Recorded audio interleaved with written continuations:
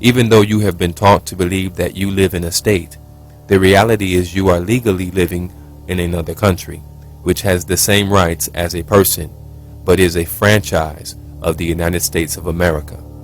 Your franchise agreement is the 14th Amendment and the currency that you use, which is printed by the Federal Reserve Bank. The Federal Reserve Bank is not a government body. It is a separate, independent corporation working in tandem with the United States Corporation. Whenever you use these Federal Reserve notes printed by the Federal Reserve, you owe a franchise fee for using their property. This is why you are paying taxes. Since you are not living in a state, but a franchise entity, this franchise entity issues to you what is called a Social Security number and a birth certificate. These security instruments assign a value to the property they present. This is why the last piece of the franchise definition deals with acting as an agent for a company's product. Every tax-paying citizen of the United States of America is acting as an agent for the United States and are themselves a company product, evidenced by the birth certificate and the Social Security number. The most binding agreement between the states and the United States of America is the Adhesion Citizens Contract, known as the 14th Amendment. However, what a citizen is and what a person is are entirely two different and separate things according to business law. This means that your definition in the contractual agreement between the United States of America and the separate states is based on your legal status and the contract you have initiated into. Note, this has nothing to do with the theory of what is called a straw man or second self. The straw man or fictional self does not exist in law, and there is no evidence to support such. Earlier, we mentioned that property of the British corporations had the same status as a natural person. Many Americans don't understand the concept of status and how it affects our day-to-day lives. Once you understand this, the way our government works will make a lot more sense to you. So, everyone's upset because Latino brothers and sisters, Mexican brothers and sisters are coming over to this country and they call them aliens. And, these undocumented aliens, and everybody's really upset about it. But most Americans don't really understand what all of this stems from and what the true fundamental legal definition is. We think in terms of unalienable rights, right? Unalienable rights.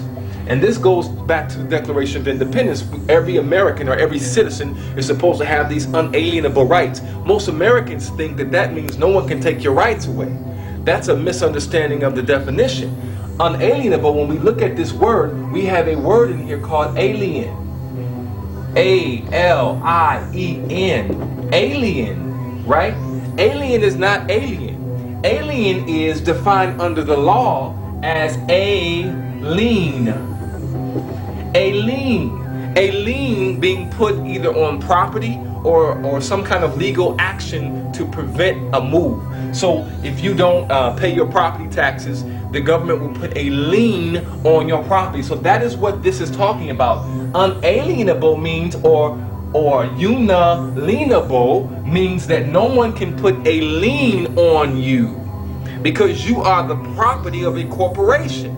No one can put a lien on you. So when we talk about the Mexican and Latino brothers and sisters coming over to this country, you call them aliens. They are called aliens by the legal definition. Aliens, not aliens, aliens. And the aliens are because they don't have documents to verify their ownership. So when they come over to this country, the United States Corporation doesn't own them. So they are called undocumented aliens. And that's where you get that whole concept of, undocumented or aliens or what have you. That's where that comes from. Currently, there are approximately 20 legal statuses a person can have in the United States Corporation. Some of these include individuals, free persons, a corporation, slaves, a married woman. You may be asking, what are these? An individual used to be the highest legal status a person could have in the United States. An individual is unencumbered, belonging only to a white American or white male. Free persons. A free person is defined as someone without debt. A person without debt has more rights than a person in debt according to the law. A married woman. A married woman has more rights than an unmarried woman who votes. A corporation. A juristic state created entity which has the right and privileges of a human. Employees. Any person who works for one of the corporations using what is called a W-2 form or a Social Security number. This status is equal to bond servitude with the advent of the income tax. Slaves.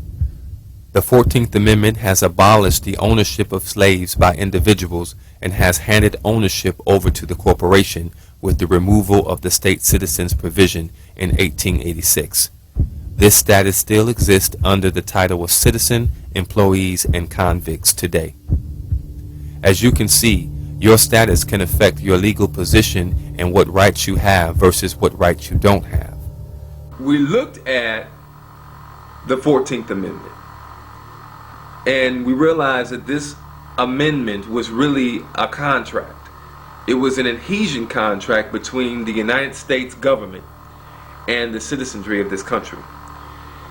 What that meant for African Americans was this. It meant that the old days of slave ownership, where a white male owns a slave on a plantation, was done away with. And what the owners who owned those slaves did was transfer their property, which were the slaves, from the slave owner to the United States government under the 14th Amendment. And if you recall, when you study history, you'll know that many of the southern states and those slave owners were compensated for transferring their property over to the United States government. So what that means for black folks is this, is that you are not free, you are what is called emancipated. And an emancipation is not freedom. Emancipation is the transfer of property from one owner to another owner. Keep in mind that you can have multiple statuses at any given time. These forms of legal titles you bind into via contract. Each time you sign your name or pledge an oath, you are changing your status. You may be asking, what about American citizenship? In law, when you see the words American citizen, this denotes that you are a United States citizen contracted into with the birth certificate, Social Security number, or through your state franchise agreement, which is the adhesion contract of the 14th Amendment. It is critical that you understand that you are not and cannot be an American. An American is a free person who has not made a contractual agreement with the United States corporation. Remember, you are not an American. You are legally a citizen living in a foreign state.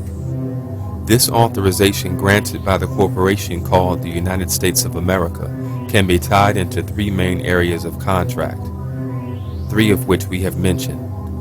The reason why you cannot be an American is because you were born into the United States corporation under the birth certificate.